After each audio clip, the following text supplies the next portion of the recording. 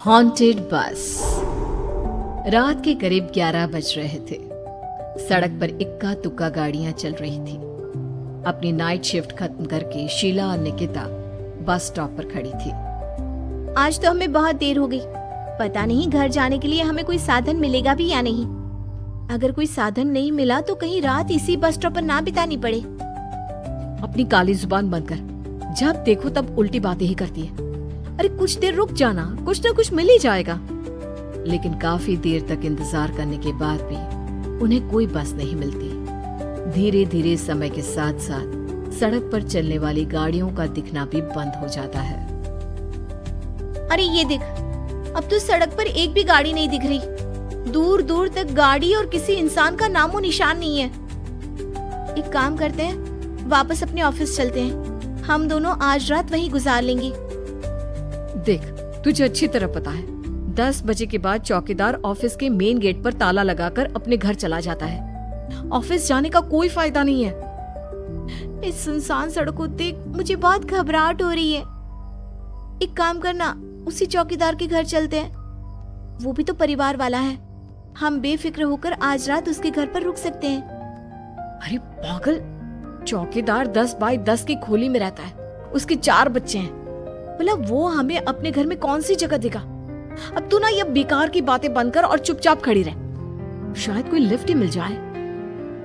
फिर काफी देर इंतजार करने के बाद आखिरकार एक नीले रंग की बस उनके सामने आकर रुकती है।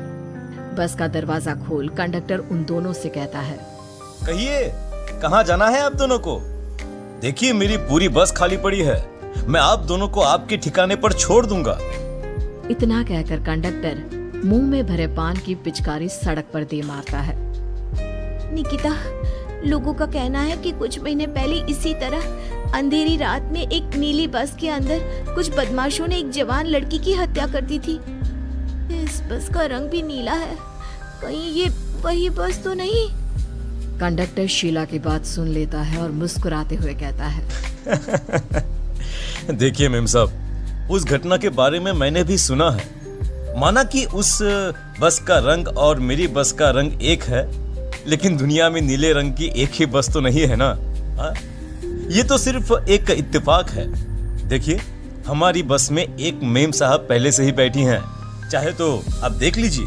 निकिता गर्दन उठाकर देखती है तो बस के पीछे वाले हिस्से में एक लड़की कंबल ओढ़े बैठी हुई थी।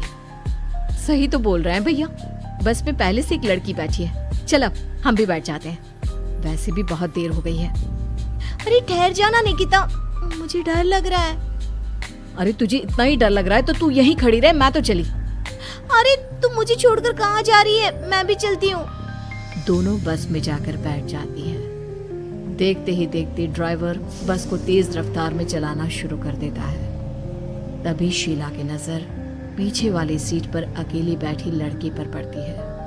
उस लड़की की लाल आंखें और उसका आधा जला हुआ चेहरा देखकर शीला घबरा जाती है।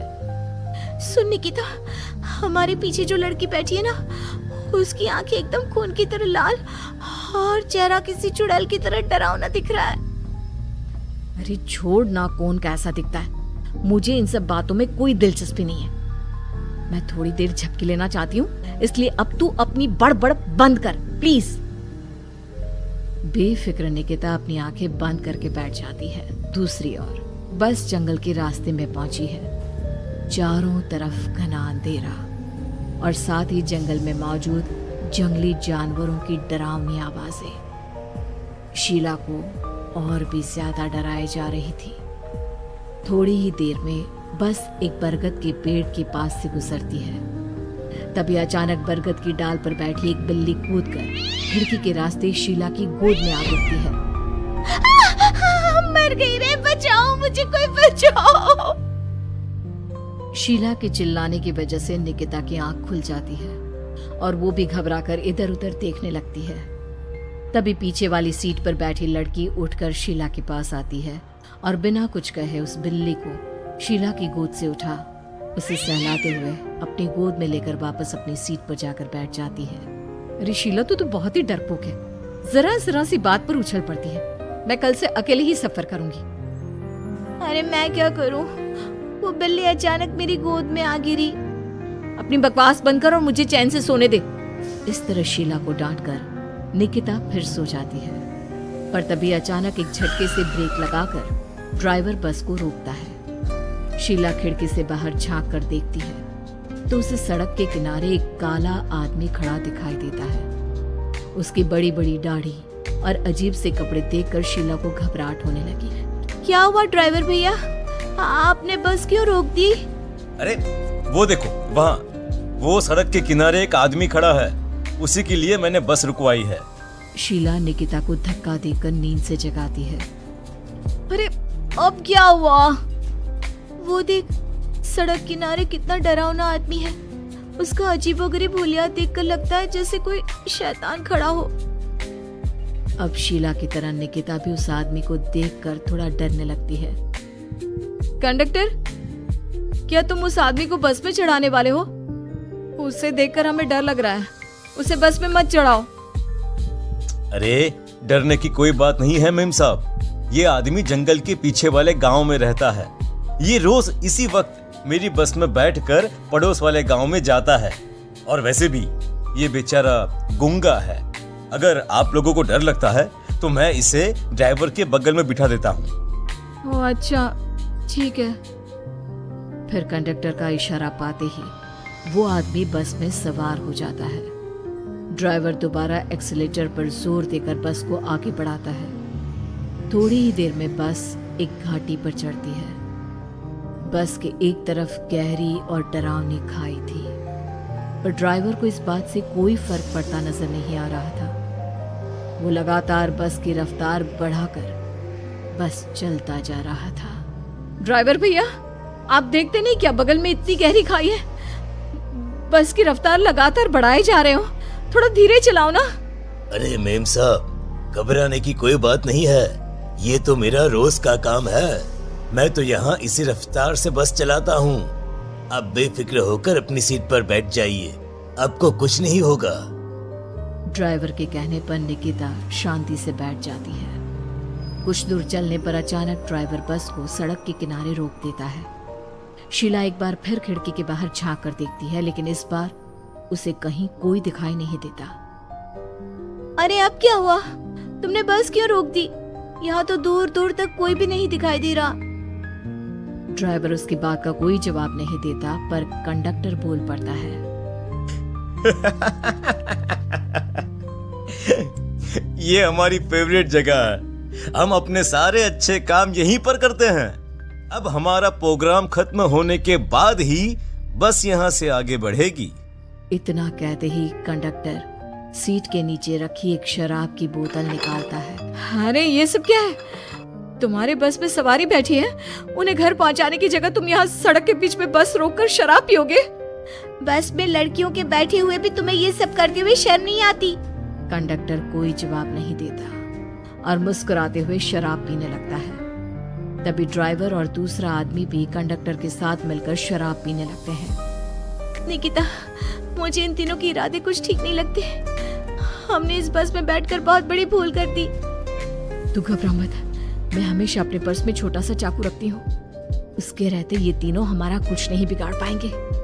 देखो गज्जू भैया, हमारी बस में इस समय 3 जवान लड़कियां बैठी हैं। कहो कहो सबसे पहले किसका शिकार किया जाए? मैं तो कहता हूँ कि सबसे पहले वो जो पीछे अकेले जो बैठी है ना, उसे पकड़ कर लाओ। उसके बाद इन दोनों का प्रोग्राम फिट करेंगे। ठीक है, जैसी तुम्हारी मर्जी। अब वो आदमी पीछे वाली सीट पर बैठी लड़की के पास पहुंचकर उसका हाथ पकड़ लेता है, लेकिन तभी अचानक उस लड़की की आंखें जरूरत से ज्यादा बड़ी और लाल होने लगती है। उसका चेहरा गुस्से से लाल और उसके मुंह से नुकीले दांत दिखने लगते हैं। अरे अरे अरे ये क्या? ये लड़की अचानक इतनी खतरनाक कैसे बन रही है? इतने में वो लड़की उस आदमी को उठाकर वहीं सीट पर पटक देती है। मुझे हाथ लगाएगा, तेरी इतनी हिम्मत! जोर से चीखते हुए वो लड़की उस आदमी पर हमला कर देती है और पल भर में ही उस आदमी का काम तमाम हो जाता है। ये देख ड्राइवर और कंडक्टर के होश उड़ जाते हैं। इतने में ड्राइवर अपनी जान बचाने के लिए तुरंत बस से बाहर कूद जाता है, पर तभी बस के पीछे की तरफ से तेजी से आ रहा एक ट्रक उसे कुचल कर चला जाता है। एक ही पल में अपने दोनों साथियों की मौत देख अब कंडक्टर के हाथ पैर कांपने लगते हैं। ये सब देख निकिता और शीला के भी होश उड़ जाते हैं। वो चुपचाप अपनी सीट पर ही छुप कर बैठी रहती हैं। अरे अरे अरे कौन हो तुम और तुम इतनी भयानक कैसे बन गई? अब वो लड़की गुस्से में गुर्राते हुए कंडक्टर का गला पकड़ लेती है। इतनी जल्दी मुझे भूल गए? कुछ महीनों पहले तुम तीनों ने बड़ी बेरहमी से मेरी हत्या की थी और फिर शहर छोड़कर भाग गए। कई दिनों से मैं तुम तीनों के इंतजार में भटक रही थी। आज जाकर मेरा बदला पूरा होगा। अब तू भी अपने साथियों की तरह जहन्नम पहुंच जाएगा। अब वो लड़की कंडक्टर को उठाकर बस के पास मौजूद खाई में फेंक देती है। कंडक्टर एक बड़े पत्थर से जा टकराता है और उसकी भी मृत्यु हो जाती है। दूसरी तरफ ये सारा नजारा देख शीला और निकिता बेहोश हो जाती है। अगली सुबह जब उन दोनों को होश आता है तो वो अपने आप को एक सरकारी अस्पताल में पाती है।